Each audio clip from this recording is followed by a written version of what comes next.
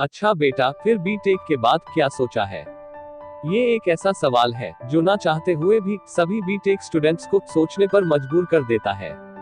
क्योंकि BTech join करते वक्त तो हम यही सोचते हैं कि ग्रेजुएशन बढ़िया से कर ले और फिर देखेंगे। मगर जैसे जैसे बीटेक के 4 साल गुजरने लगते हैं तो ये सवाल हमें और भी परेशान करने लगता है। तो आइए जानते हैं कि मैकेनिकल इंजीनियरिंग करने के बाद हमारे पास क्या क्या बेस्ट ऑप्शंस रहते हैं। Welcome to keep growing, the place where curious minds come. इस वीडियो में हम आपसे शेयर करेंगे वो 10 सबसे बेहतरीन ऑप्शंस जो आप मैकेनिकल इंजीनियरिंग करने के बाद चुन सकते हैं। अंत में बताया गया डायमंड ऑप्शन देखना मत भूलें। 1. For PSU। PSU यानी कि पब्लिक सेक्टर अंडरटेकिंग कंपनी, जिन्हें मुख्य रूप से 3 तरह से वर्गीकृत किया जाता है, जो है महारत्न कंपनियां, नवरत्न कंपनियां तथा मिनिरत्न कंपनियां।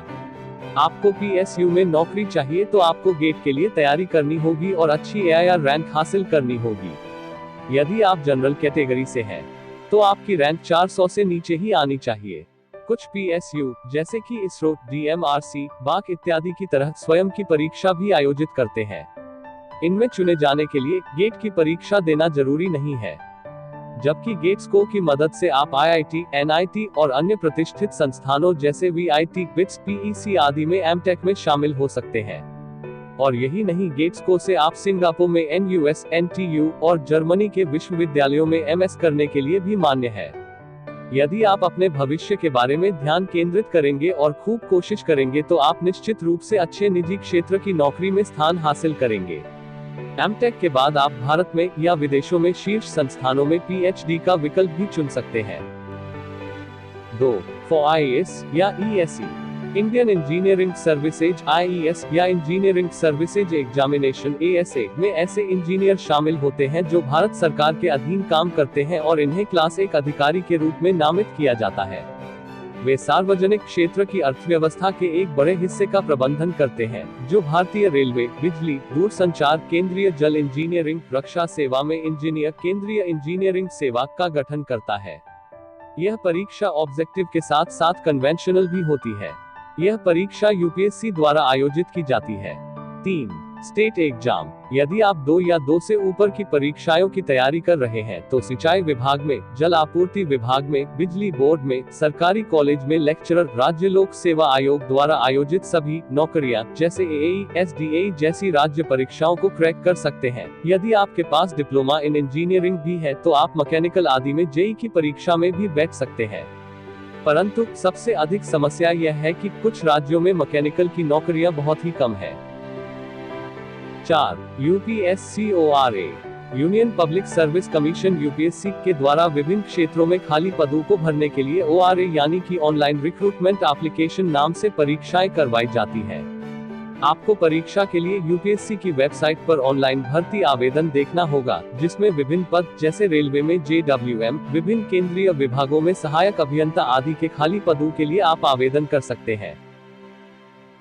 5. रेलवे में SSC RRB। रेलवे भर्ती बोर्ड एक बोर्ड है जो भारत सरकार का है। रेलवे भर्ती बोर्ड को शुरू में रेलवे सेवा आयोग के रूप में जाना जाता था, लेकिन जनवरी 1985 में इसका नाम बदलकर रेलवे भर्ती बोर्ड RRB कर दिया गया। हर साल RRB विभिन्न section engineer SSE, junior engineer JEE, गैर तकनीकी पदों, केमिकल और मेटालर्जिकल असिस्टेंट आदि के लिए विभिन्न भारतीय रेलवे पदों के लिए योग्य उम्मीदवारों की भर्ती करता है। वे नियमित अंतराल में और अधिकतम 2 साल के शिक्षा में गैप वाले योग्य उम्मीदवारों की ही भर्ती करते हैं। सुरक्षित नौकरी केवल रेलवे में ही मिल सकती है। 6. CSIR DRDO या फिर IIT में JRF या फिर SRF के रूप में 2 साल के फेलोशिप कार्यक्रम के लिए वे साक्षात्कार आयोजित करते हैं, तो आप इसमें भी अच्छी तैयारी के साथ आवेदन प्राप्त कर सकते हैं। आप सभी ने एक कहावत तो सुनी ही होगी कि एक डॉक्टर डॉक्टर ही बनेगा, एक वकील वकील ही बनता है, मगर एक इंजीनियर क्या बन जाए इसका अंदाजा कोई नहीं लगा सकता। कोर इंजीनियरिंग से हटकर के भी बहुत से स्टूडेंट्स अपने करियर को बेहतरीन बनाते हैं। इंजीनियरिंग के बाहर भी आपके लिए बहुत से ऑप्शंस हैं, जो इस प्रकार हैं। 7.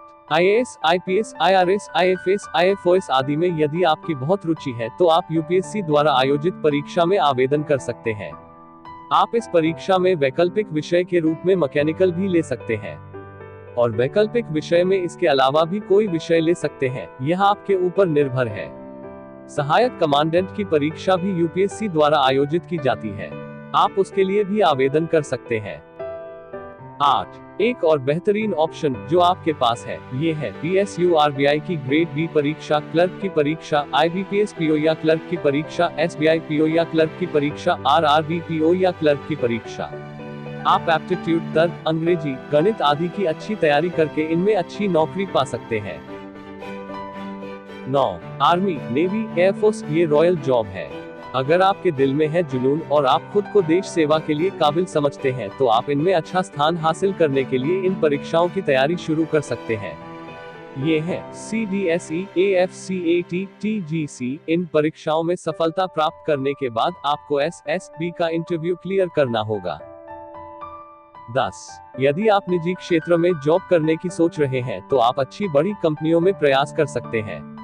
कुछ अच्छी कंपनियों के नाम हैं M&M limited, Bharat Benz, siemens India, Ashoka Leyland, Tata Motors, AVL, हॉलिक्स आदि जैसी कंपनियों में इंटर्नशिप के रूप में निजी कंपनियों में साक्षात्कार देने की कोशिश करें। यहाँ अच्छी सैलरी के साथ साथ आपको सीखने में भी बहुत कुछ मिलेगा।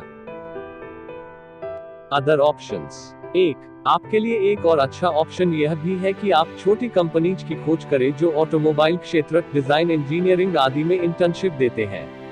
आमतौर पर आपको इन इंटर्नशिप को प्राप्त करने के लिए भुगतान करना होगा। किसी भी क्षेत्र में इंटर्नशिप प्राप्त करने से पहले 2 बार सोचें, क्योंकि यह क्षेत्र आपके भविष्य को तय करेगा।